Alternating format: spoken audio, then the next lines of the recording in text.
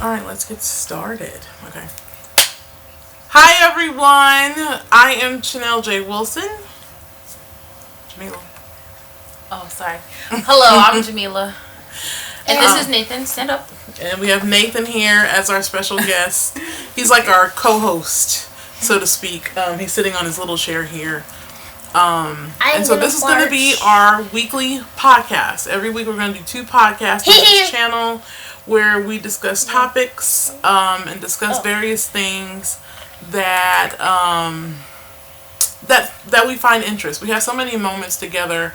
Jameilla and I are sisters, by the way. We're 17 years apart, but we have so many moments where we discuss things at home, and we'd be like, man, we should have made that a podcast because we'll spend hours talking about it. Me too. So today's going to be and of course my son. My son is usually right there. I say our because he's my son, and he's her nephew and godson. So he has both of us in this lovely multi-generational family here.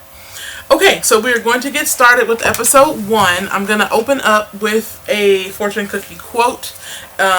This one I found, it says, it's not only important to add years to your life, but to add life to your years. So here's the fortune cookie. I don't know if you can't even see it on the camera. So I'll put it in post or put some words up later, but I just wanted to read that. Okay, so today we are going to talk about some trending things, and the first thing we are going to discuss is Miss Rihanna at the Superbowl. And don't forget Justin Bieber falls. Well, Justin Bieber didn't perform, but Nathan likes to add jokes, so we'll just let that stay there. Justin. So some of the things we're going to talk about are just some of the things we noticed. Just in time. I'll open up with the facts. Just in time. Her halftime show performance was the most watched over the actual Super Bowl. Like, the numbers went up when she came onto the stage, and then as soon as she was off the stage, it went back down. So, we'll start with Jameilla's point of view. What did you like about the show? I just liked that it was like simple, but still cool. Mm-hmm. Like she wasn't doing too much. Mm-hmm. It was just it was just the right amount of entertainment. Mm-hmm. She does do too much. I think we all were expecting her to be dancing a lot more. Yeah. But obviously she had her special guest with her, so that was pretty cool. And I mean, unless you're living under a rock, her special guest living over a rock. That's a figure speech then. Annoying orange. My son is 8. Patrick. Unless you're living under a rock. Swim Club lives under a rock. She's having another baby, and she's actually 6 months pregnant. Yeah. Wait, really? What I enjoyed about the show, because I literally was in my room working on some stuff, and I said, just tell me when Rihanna comes on. That's all I care about. And as soon as she came on, I walked out the room and stood next to the couch and was just like, because I wanted to see what she was going to give us. It's been so long since she's given us music. She's right now being the mogul. Like, she's a billionaire from her project of making Fenty and turned it into $1 billion business. And, I understand when you've done one thing for a long period of time and then you finally get your hand into something else and it's successful. It's kind of hard to shift gears and jump back into being the actual creative artist. Mm-hmm. So when they announced that she was going to do Super Bowl, I was really curious of what all of that was going to look like. Yeah. So once she was up there, I was like, okay. I like, this setup, the red, the white, and how they had that moving stage for everybody, basically. And the whole time I'm like, how do they have that rigged? Because it was like all you could see was those little strings. I mean, I know they weren't strings. I know they probably was really strong chords of some sort. Yeah. But it still was amazing to watch. So when she got on the platform part and I was noticing, I said, this feels like a more sophisticated, mature show than what I was thinking she was going to do. Not that she's bad or anything. You have one thing because of what she's presented in the past. So I was like, how is she going to present this music? And I was like, this is very sophisticated. I'm intrigued. Motherhood must have really, just took it to another level. And then all of a sudden, she started rubbing her belly, and I was like, me and my sister both were kind of like, is she really? What's going on? And then you would watch the interaction because you noticed she wasn't giving like high energy, but she was still giving mood and flow and pose. When I started reading up on some of the things, the concept, she was paying homage to the late great Andre Leon Talley, fashion icon, as far as his expertise in the fashion community. Passed away, I want to say it was last year. It was around coming out of the pandemic, and it was very sad because we lost a giant in the industry. And if you ever have a time to go on Hulu, I believe it's on Hulu, he has a documentary. Check him out. You will be very impressed by his work, his expertise in fashion. They were really close. So she paid homage to him by wearing that big red jacket that she had on. He used to wear garments that way, and it was always very just beautiful, flattering, and just amazing. So she was paying homage to him, and I noticed that in the performance when they were rising her back up and she had the mic, and I was like, I said, that reminds me of Andre. And then when I read later, she was paying homage to him. Were there some key points in the performance that you wanted to bring up, like your favorite moment or favorite song? I liked it all. Okay. I don't really have a favorite song because all her music's pretty good. Like, everything that she performed was everything that I liked. Yeah, so. No, I get it. Yeah, I was really impressed. I like some of the music. I'm a little bit older than Rihanna, so it's not that I don't support Rihanna or listen to her. I do. It's just that because we're like maybe 7 years apart or something like that. When she was putting music out, I would hear her in the bypass, like people would have it on, and if it comes on the radio, I'm listening to it. If Jameila's listening to it, I'll listen to it. Or if there were some songs that would come on, I'd be like, you better sing, Riri. And then when she came out with Umbrella, I was always walking around, Ella, and then other things like that. So I think she did this Shine Bright Like a Diamond and all those.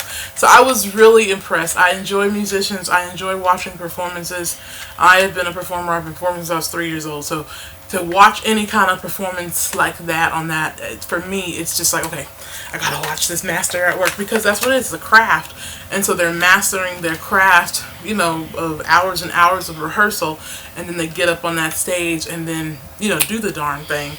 I found a video where she was in the rehearsal, and it was really intense. Like, the crew was doing their thing, she was doing her thing, and I'm just like, you are 6 months pregnant while commanding the stage. That's amazing.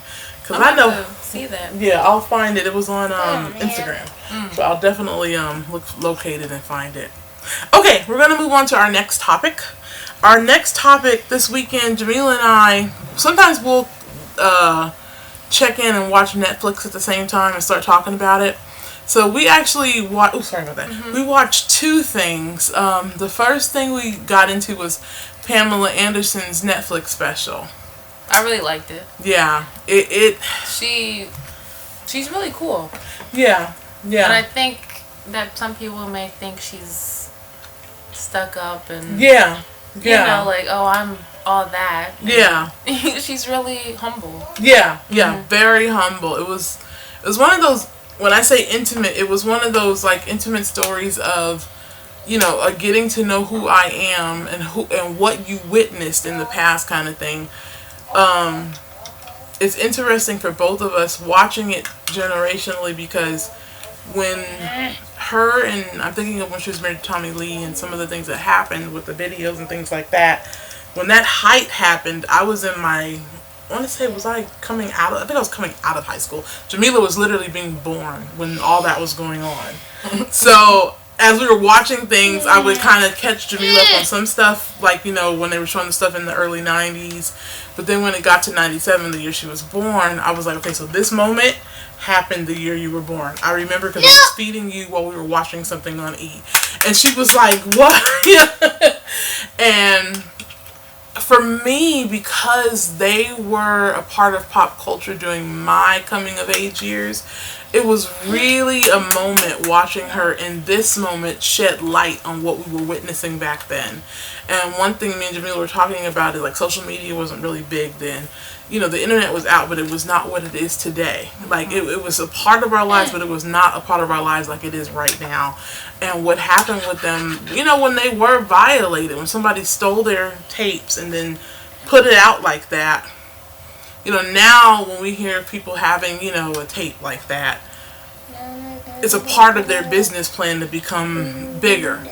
It was just their private moments that somebody found and then put it out there. And you know, she was fighting to protect, you know, herself, fighting to protect her family, her children. At the time they were becoming parents. And I'm just jumping into that part of the story. There's so much more in the story that hit both of us. Like she talked about, you know, how she was growing up, what her experience was like with her parents, just the turmoils they would have, and then when they were with their mom by themselves when their parents split up for a little bit, how I remember she was talking about the powdered milk, and she was like, I'm tired of eating powdered milk. And my dad called, and I told him to come get us. Like, me and Jameilla were like, oh my God. You know, it was just so many different moments like that. And me and Jameilla were just like, wow, this is really deep. And then the story about how that babysitter, she said the babysitter, you know, assaulted her basically. And she just started praying that this woman would leave her alone. And the babysitter basically, was unalived in a car accident. That's the best way to say it. And she said when it happened, she was like, I felt like I was some kind of magical being because this woman was hurting me, and I was praying that it would stop, and it did. And me and Jameilla was like, oh wow. Like, you know, it was a oh wow moment. Like, you know, I'm not wishing unaliveness on people, but you know, God has his ways of doing things. Karma happens. You know, things happen, and we never know why. You know, God makes those kind of decisions, but that moment was really big. And then just watching, you know, her evolution and getting into the industry and getting into her creativity, how she was discovered, all of that was really interesting. Even how, you know, she got her job with Hugh Hefner. You know, he's no longer here. And I think of, you know, when she was talking about that, I was having a moment because I was first processing, he's no longer here. That whole world, that whole scene, you know, the Playboy Mansion and all the different things we know about the Playboy Mansion and the things that came out of that. It's like it's no longer a part of this era in that sense. So when she was talking about her experience with it and how she used it to launch her career, once again I was having another moment. Just like I was like, oh my God, everybody's gone. Like, you know. I did like that she was writing down everything that was happening. Like, she was just journaling a lot, and I really liked that. And I want her to make a book. Yeah. I want to read it. I would read her book. If she wants to do an audiobook, I'll listen to it. It was very intriguing. Like, when those scenes would come up, me and Jameilla would just be like, this is really... It was very in-depth.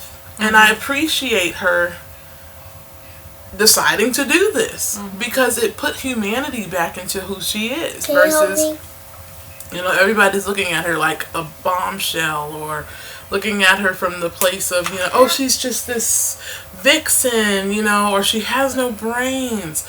And, you know, at the end of watching it, I was like, I always knew, I thought she was kind of cool.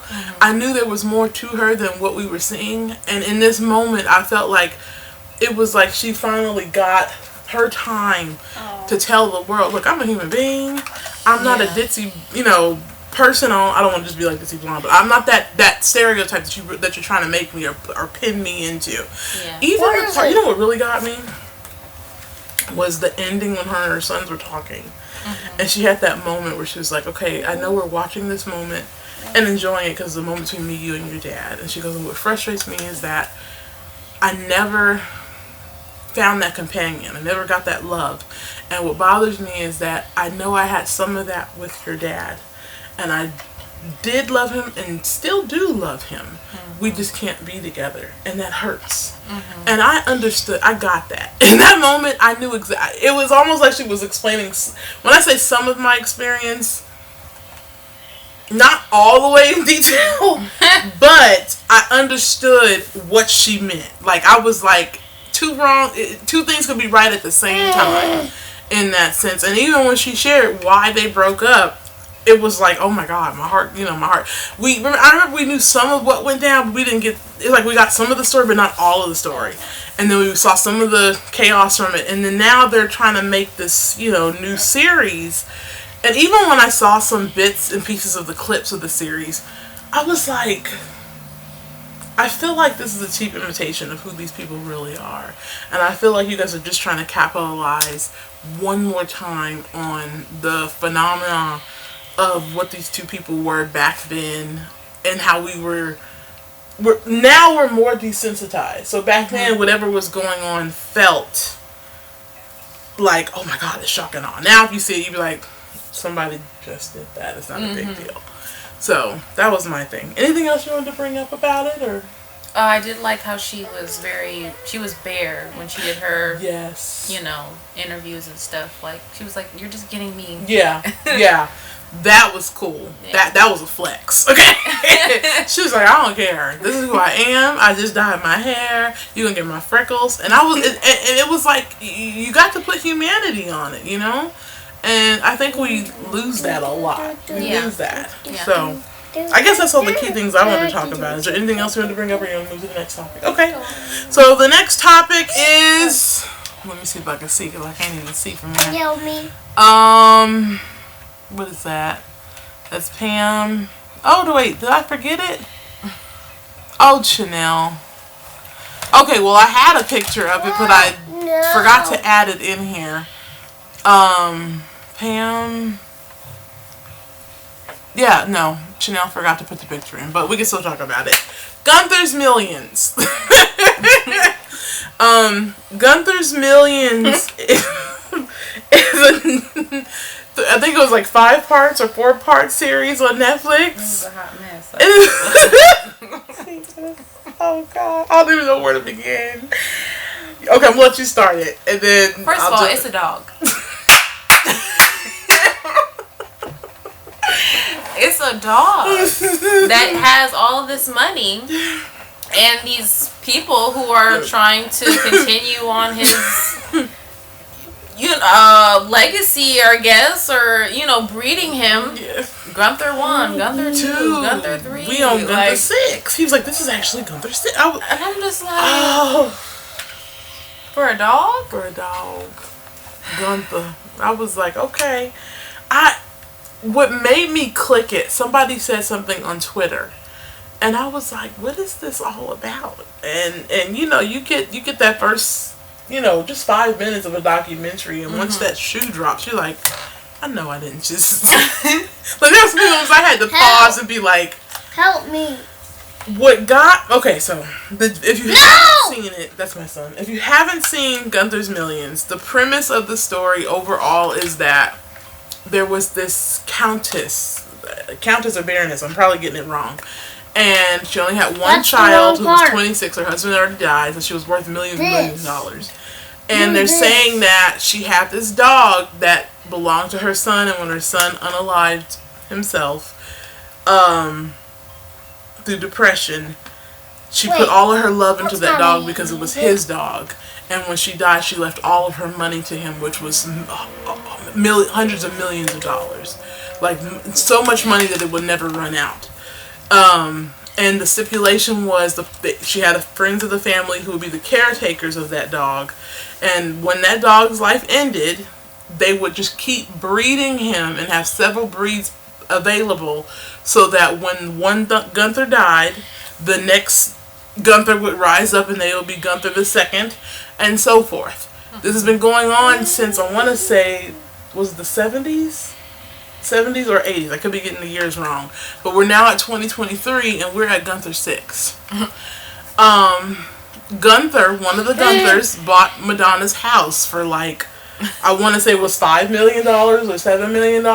Yeah. And then he sold it so many years later for like, it was close to, what, 30 million? Yeah, it was 31 million or something like that. It was a big, 31 million. And so she was just like, the dog made more money off my house. Like, so this whole story just kept snowballing into, wait, what did they just say?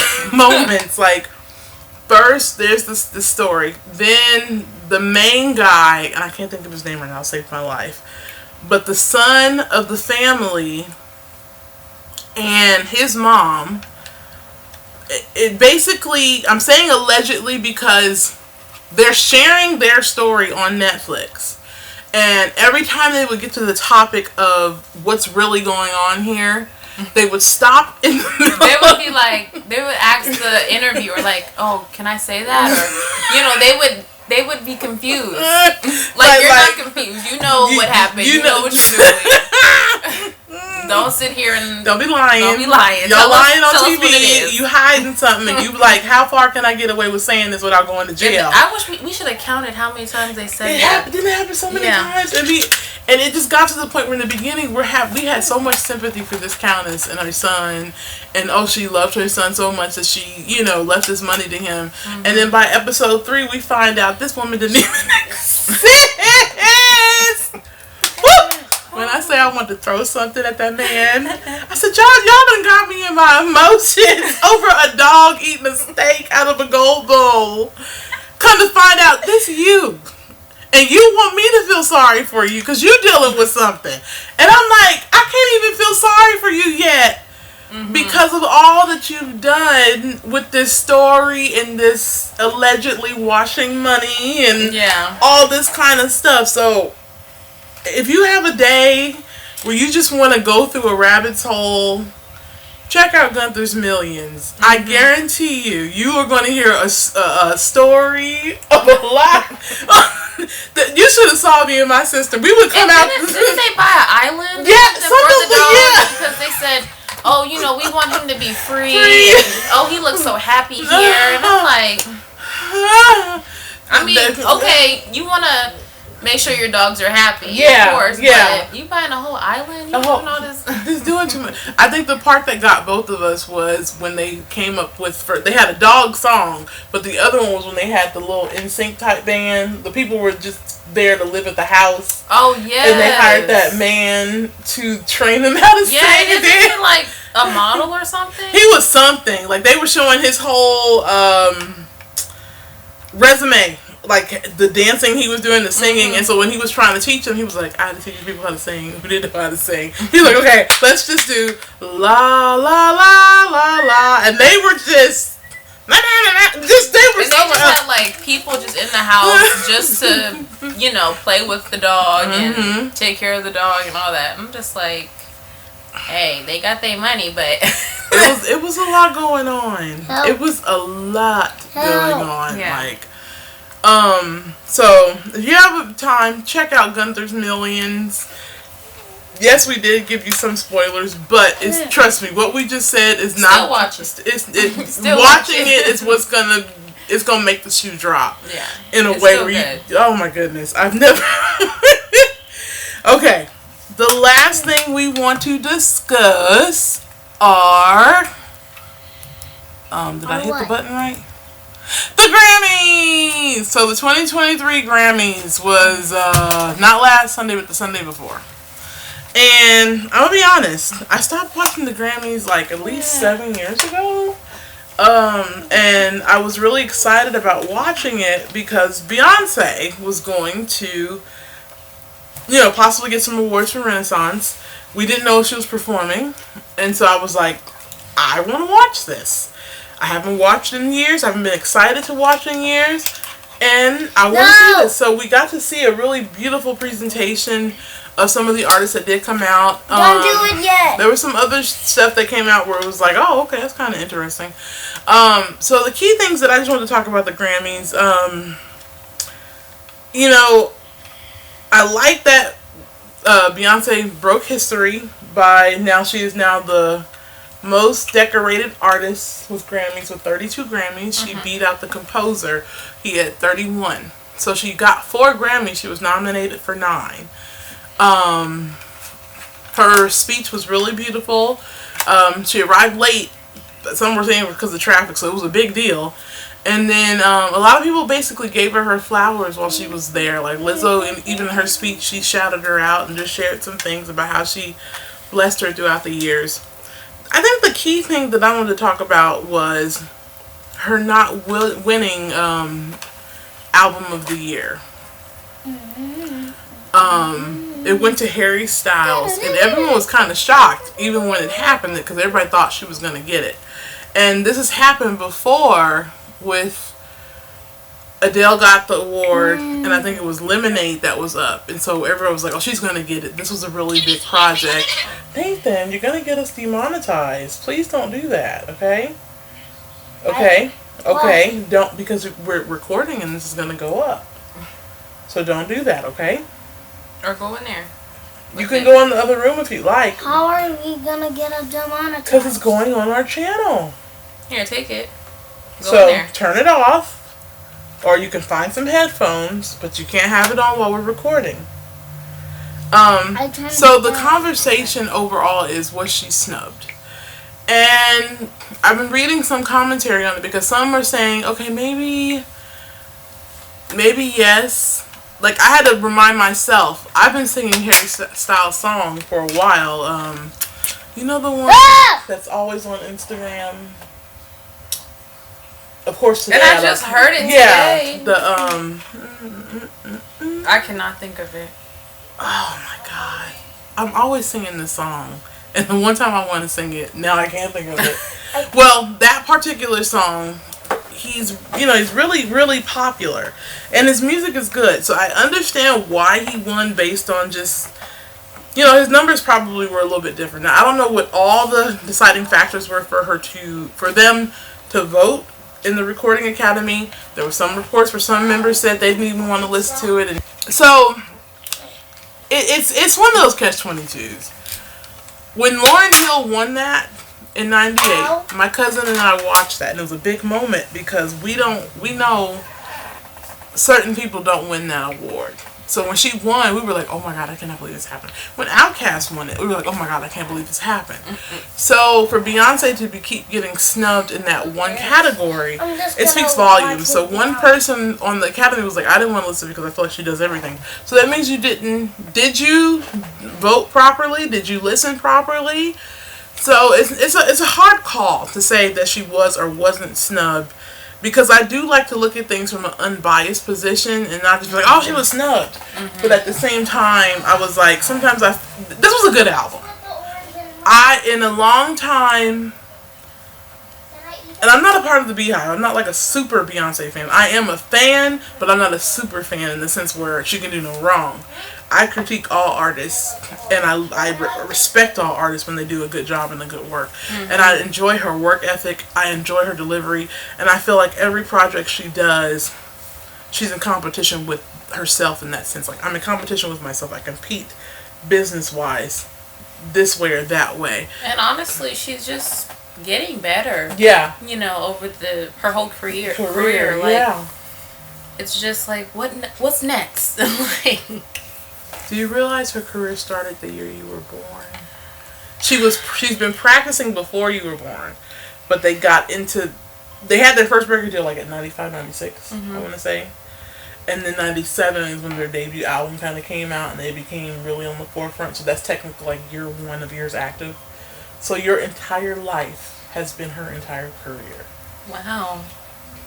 I don't know if I should feel old or young or... You know what it does for me as an artist and as someone who understands the craft? It shows me the time and dedication.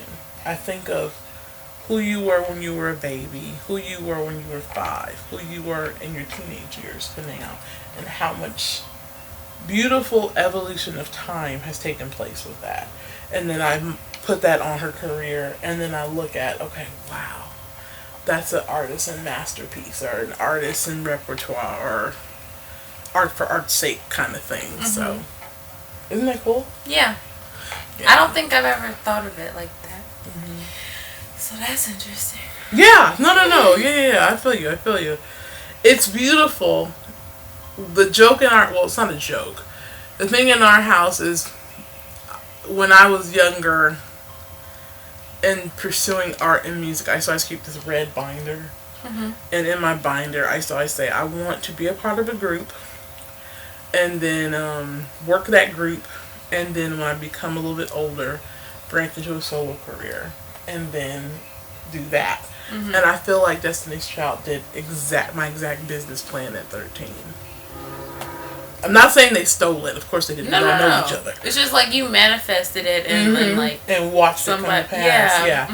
And my mom and I talk about it a lot because when I was 13, I was still performing then and dance and different things, and I used to write out exactly what I wanted to see in my plan of action for that type of career. And so every time I think of, and this can kind of segue into the ending, doubt. When I think about the things you have the ability to do and the things you have ideas to do, always trust yourself and trust training, rehearsals, and all that type of things. Because when I look at what Destiny's Child did and then what Beyonce continues to do, and I go back to what I wrote down in my book, and it was the same time around when they were doing Girls' Time and Star Search and all that kind of stuff. It's possible. It can happen. So don't let others tell you what you can and cannot do. And don't be afraid of what others will think. Yeah. You'd be surprised how many times I see people with it just be some crazy stuff on the internet. And I'm like, they just have so much confidence to post that, to do that, or whatever it is. Yeah. And it's like, dang, if they could do it, I could do it. She could do it. Yeah. Yeah. But yeah. Yeah. So. Just do it. Just do it. So, I guess, okay, so that's the last topic of our podcast for today. I didn't even show you anything from any of our sponsors. So let me do that really quickly, and then we will say our farewells. So one of our, I'm going to call it unpaid sponsors, but it is a sponsor, is, clicking here. Let's see if it works. I gotta speak to the spiritual realm. I gotta deal with my position in town. The enemy wants me to bow down, but I'm a child of the king, so let me change his frown. Principalities and legions of angels surround. In spite of the enemy and his hounds, I will not be bound. I will hearken to his sound, cause he said I shall wear a crown. Trust God, drip, where faith and art meet. Get new Trust God drip. Yay! Okay, so that's one of them. I did not know you were going to put that. So, that is Jameilla Beaver, aka Mila Milo's t-shirt company called Trust God Drip, where faith and art meet. Would you like to share anything about what you're doing with that? It's just basically based on my journey with the Lord and, what I'm experiencing, and I'm just trying to showcase that how amazing the Lord is and how amazing He's been in my life, and put it on a shirt and kind of spread the word in that kind of way. Yeah. The beat, and I'm doing that like that, was made after I made the little poem by my 8-year-old. He heard me do the little poem and he said, "Mom, you need a beat." And he's very into sound effects and cap cut. He's really good. He's very good, and I'm proud of him. Yes, we got to sync it a little bit better, but I'm so amazed at him. So we left it in, and then he added the ending without either one of us prepping him with "Get New Trust God." He did that on his own. Okay? So that's why I had to showcase that, because that I'm still just in shock that the baby. Okay, so the next thing we will showcase today, music. Okay, so I am an artiste. Like I said, I have music, spoken word, poetry, and it's actually on all streaming platforms. I'm just showing my Bandcamp just so you can see it all in one little place. So you can check out my work. I have an EP project out called Black Heart on the Table, the short EP Volume 1, A Warrior's Lament. And it's basically just a project that deals with our American conditioning and unconditional love and how it impacts the human heart. I have some inspirational songs. I have songs that deal with dysfunctionalism and having the desire to live a functional life. So it just deals with those type of topics.